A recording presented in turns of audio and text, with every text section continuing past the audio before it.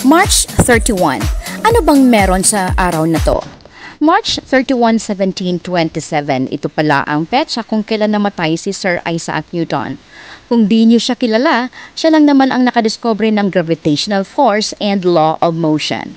Ayon sa alamat, gumawa si Isaac Newton ng gravitational theory noong 1665 o 1666 matapos mapanood ang pagbagsak ng mansanas at itanong kung bakit diretsong nahulog ang mansanas sa halip na patagilid o pataas.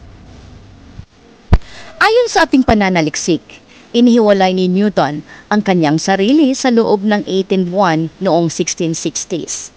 Bahagyang binuo niya ang kanyang teorya ng gravity at gumawa ng calculus sa panahong ito. Hindi niya ito lubos na nagawa hanggang sa makita niya ang kometa noong 1680. Nang makita niya ito, ganap niyang ginawa ang kanyang teorya at napasok sa prinsipya. Makalipas ang ilang taon, nakaisip siya ng ideya sa kaibuturan ng kanyang isipan.